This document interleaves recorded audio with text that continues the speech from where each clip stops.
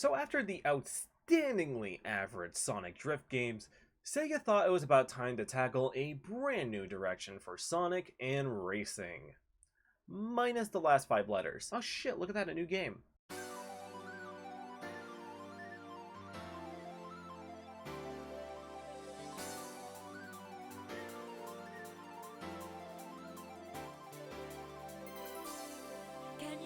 Sonic R released for the Sega Saturn in late 1997.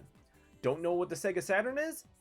That's okay, nobody really knows what this thing is packing. The Saturn was Sega's attempt at a brand new console after the 32X kinda just took a shit on the Genesis. It was in direct competition with the PlayStation 1. And by competition, I mean it didn't stand a fucking chance. It's amazing this console got any games worth mentioning at all, honestly. Its library is pretty decent despite its short lifespan. Weirdly enough, Sonic R is the only game that the console can really claim as its own. You see, the Saturn only got 3 Sonic games. Sonic Jam, which was just a compilation of all the Genesis games, it's also one of the rarest Sonic games out there. And I own it. I know, hold your applause. And Sonic 3D Blast, which was also available on Genesis. Sonic R really being the only standout game on the system here. If it weren't for the fact it also came out on PC a year later. Damn, this thing can't get any points today.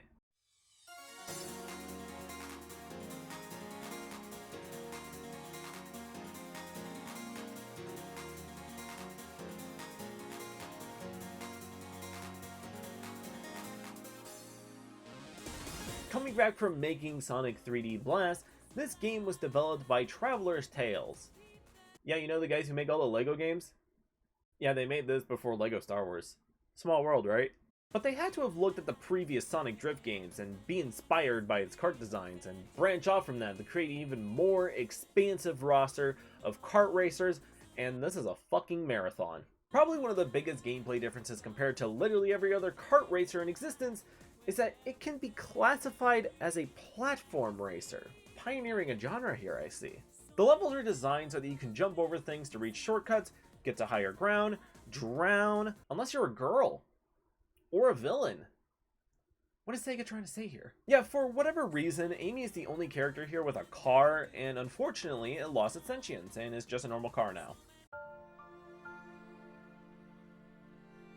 Eggman, I don't know what you'd call that, but it's definitely not his feet, so he's also cheating. So you're probably wondering, how does a character like Amy get over the same things the characters on foot can by jumping? She doesn't. She just doesn't. In place of not being able to jump, she has a boost option, giving her a burst of speed for a short time. Ah yes, of course, this is overpowered. But it's okay. It's okay. Other characters have special abilities too. In case jumping wasn't good enough for you, Sonic can double jump, Tails can fly, and Knuckles can glide. And they can all spin dash too. We're not even done. Eggman can shoot a fucking missile. Yeah, that's kind of fucked up. We're trying to have a family-friendly, no items, Final Destination race here, and he brought a fucking gun. Oh, and his friends. Metal Sonic makes a return and has no special abilities. He's just Sonic, but he can't double jump or spin dash. Literally, why would you pick him? And new to the series is Tails Doll.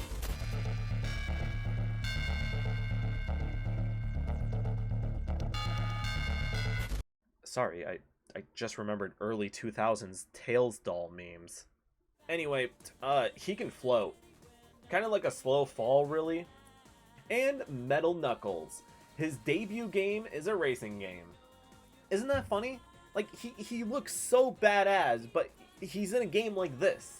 He can also glide, but somehow it's better than when Flesh Knuckles does it. I like him. And then there's... I'm so happy they brought my favorite character from Sonic and Knuckles into this racing game, Egg Robo. Why the fuck does he have a gun? And that's the whole roster. It's pretty decent. Sega forgot the Chaotix exist, but that's okay. I don't think they had fans back then anyway. I don't think people in 1997 knew that Knuckles Chaotix was even a game. Now with a roster this big, you gotta expect the racetracks gotta be pretty big too. You know, I'll just shut up. 5 whole courses in the entire game?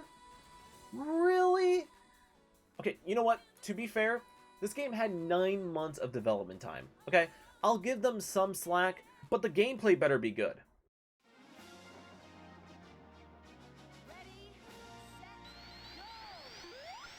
Okay, I can get behind this. The controls, for lack of a better word, are garbage and stiff, but the game's at least playable. The tracks aren't really anything to write home about, though. You got Resort Island, which is just generic not Green Hill Zone vibes. You got Radical City, which is just generic not Carnival Night Zone vibes. You got Reactive Factory, which is just not Chemical Plant Zone vibes.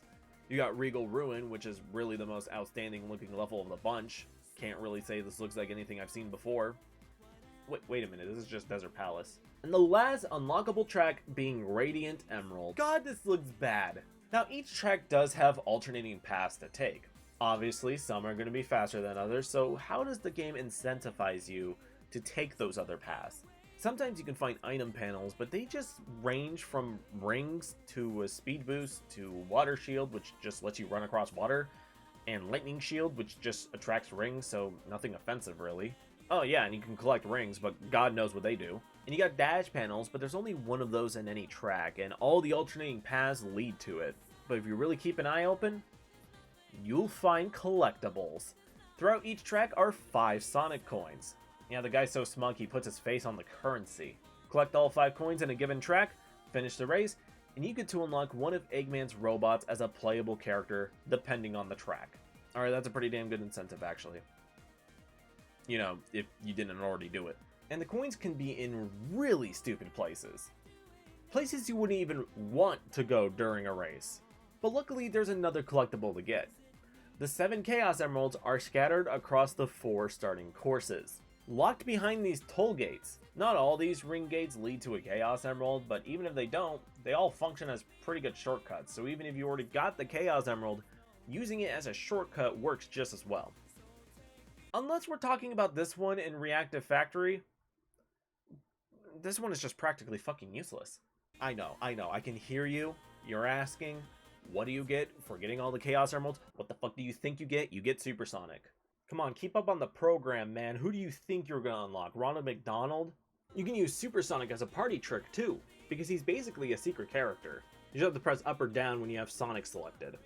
So just picture this for me, alright? Gather 3 of your other friends. Act casually, pretend you don't want to play Sonic R, but casually mention it so that people are interested. Hook up the Sega Saturn, realize it doesn't support 4 players, what's the fucking point? The console only has 2 controller ports, but the game has 5 characters in a race. At the very least, it could have made a 4-player adapter like the PlayStation did. Come on, no wonder you lost. That's so fucking I'm gonna go ahead and play my last character I haven't touched yet. Or that no one's, neither of us has touched yet. Alright. You're right, no one has picked Supersonic. Not really a lot of things you can do in multiplayer, though. You can do normal races, which is just as you expected. Or you can do the balloon game. That's right, this game has alternate modes. Balloon mode places balloons all over the course, and whoever gets 5 balloons first wins. It's like an Easter egg hunt, but Sonic doesn't believe in Easter, so you get balloons instead. Isn't this an awesome game mode to have when the controls are like this? Look how slowly I'm turning. Turn faster! Sniped. Fuck. Now, for whatever stupid reason, there are 2 additional modes in the game, but they're only available in the single-player time attack mode. Aside from just playing through the courses normally, and playing balloon mode by yourself like a fucking loser, you can also play reverse mode, which is just playing the courses, but in reverse. This would have been cool if it was part of the standard race mode. Like, why is this the scythe thing? And the final additional game mode is Tag Battle, where 4 computer players run away from the player and you have to tag them to win. Why is this also not a multiplayer mode? I swear, it feels like they wanted to do so much with this game, but they were rushed to finish it. There's a lot of cool things they can do with this game. Like, imagine this had online capabilities.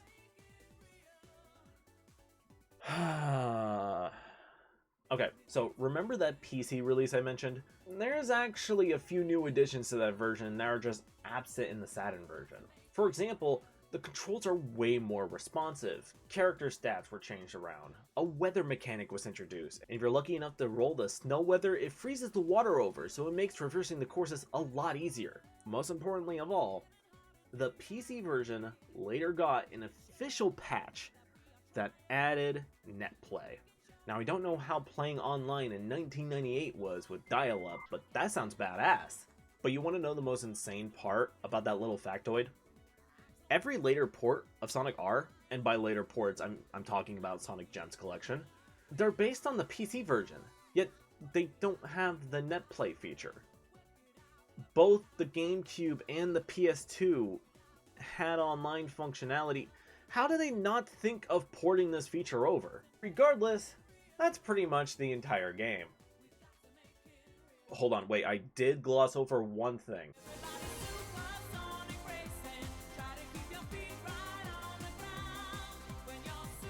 Yeah, the soundtrack's pretty cool, I guess. Sonic R, funnily enough, is a pretty decent racing game, despite its problems. It really is one that's more so funny haha fun than it is competitive fun, so just keep that in mind when you're playing it. It doesn't need to be taken seriously. If you're interested, just like with pretty much every old Sonic game at this point, they rarely get ports anymore. The last time we saw this game was in 2005. And there doesn't seem to be any interest in bringing it back. Your best bet is playing the Gems Collection version, which is the one I'd recommend just because of its accessibility. Thank you for playing this shitty game with me. Any closing words? This game's bad, but the music pops. Okay, now that the growing pains are out of the way, I wonder what's next for Sonic racing games. Nope, can't play that one. Nope, still can't play that one. I think my dog ate that when I was 4. That's also unavailable. There it is, that's the one.